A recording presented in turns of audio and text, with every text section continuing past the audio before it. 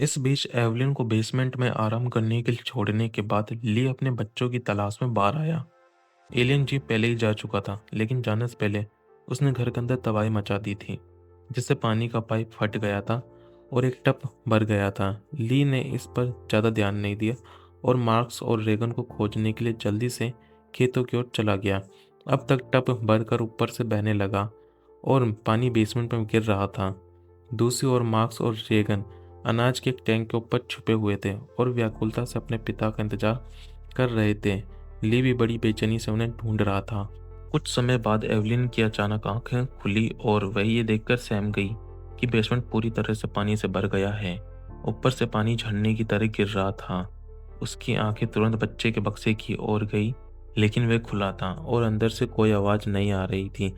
घबराकर उसने उठने की कोशिश की और तभी उसे एक अंधेरे कोने में दुबका हुआ एक एलियन जीव दिखाई दिया।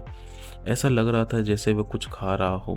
डर ने उसे जकड़ लिया, लेकिन अपनी सुरक्षा की परवाह किए बिना वह तुरंत बक्से की ओर भागी। तब तक पानी उसकी कमर तक आ चुका था। अचानक वह जीव पानी में गोता लगा गया।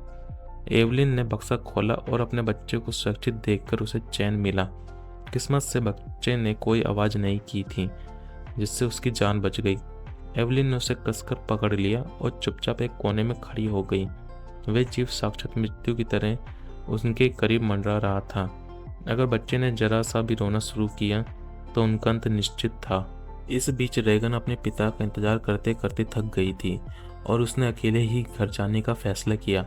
ये देखकर मार्क्स उसे रोकने के लिए दौड़ा, लेकिन जैसे ही उसने अनाज के टैंक के दरवाजे का कदम रखा, वह टूट गया और मार्क्स सीधा टैंक के अंदर गिर गया। लोहे के दरवाजे की गिरने की जोरदार आवाज़ से तुरंत उस जीव को अपनी ओर खींच लिया, जो बिजली की रफ्तार से उस नई आवाज़ की ओर झपटा। एवलिन बाल बाल बच गई, लेकिन मार्क्स अब गंभीर खतरे में था। मक्के से भरा वह टैंक दलदल की तरह था। मार्क्स ने बाहर निकलने के लिए संघर्ष किया, लेकिन वह जितना हिलता उतना ही गहराई में धंसता चला जाता।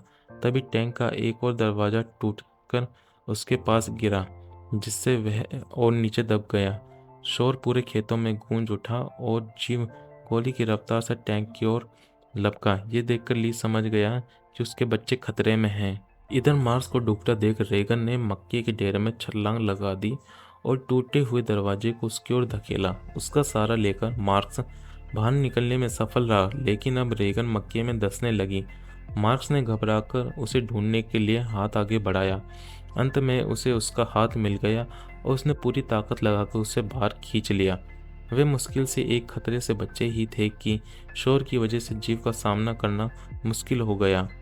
अगले ही पल जीव टैंक में कूद गया।